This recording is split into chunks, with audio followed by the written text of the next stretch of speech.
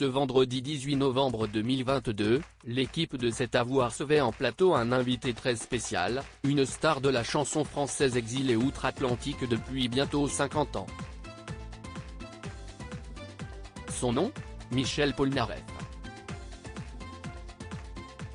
Après avoir teasé The Retour lors d'une tournée en 2006-2007, événement marqué par la sortie d'un single inédit dans les bacs, Ophélie Flagrant Délit, celui que l'on surnomme l'amiral s'était de nouveau retranché dans ses quartiers avec une victoire de la musique et la Légion d'honneur. Polnareff n'avait pas pour autant fini avec ses projets artistiques.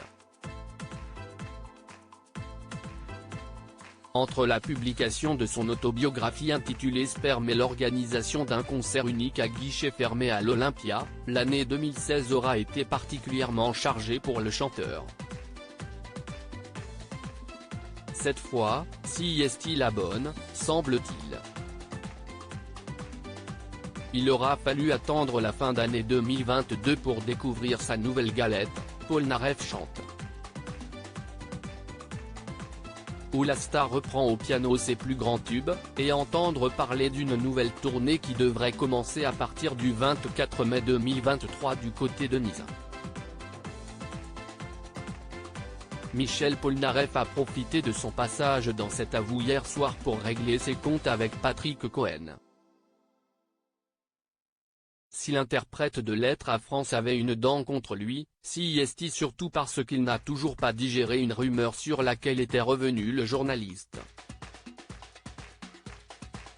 Une histoire qui remonte à 2016 lorsque Polnareff avait dû interrompre une tournée après avoir été hospitalisé pour de graves raisons de santé, un coup de com' selon son producteur Gilbert Coulier qui l'avait accusé d'avoir bluffé sur son état de santé.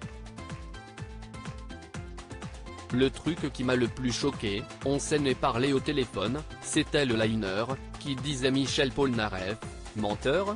Explique le star face à Patrick Cohen. Mais moi pas. Je sais que le liner, ça ne vient pas de vous.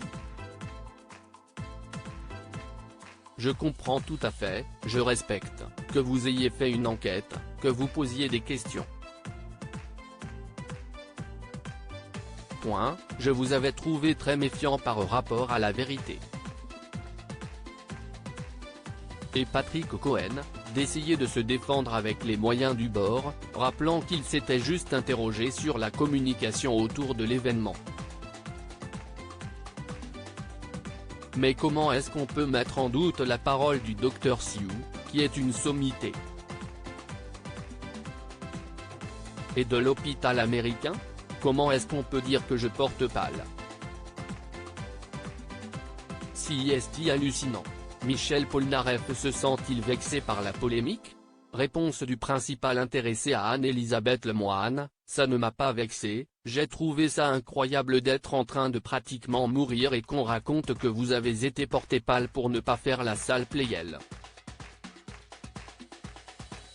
Cette chanson qui fait encore craquer Michel Polnareff s'il ne boude pas son plaisir à réinterpréter ses chansons cultes au piano. Michel Polnareff a le cœur lourd quand il s'attaque à l'un des plus grands classiques de son répertoire.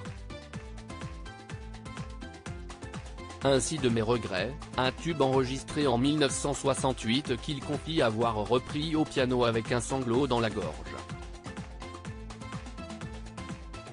Cette version gorgée d'émotions figure telle quelle dans son nouvel album, un choix artistique fort sur lequel revient Michel Polnareff en interview avec CNU.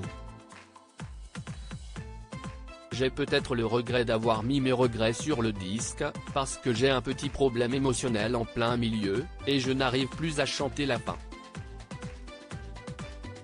Mais on a gardé le truc, parce que ça fait partie de la vérité de l'album, justifie le chanteur. Mes regrets ressuscitent en effet les fantômes qui hantent Michel Polnareff.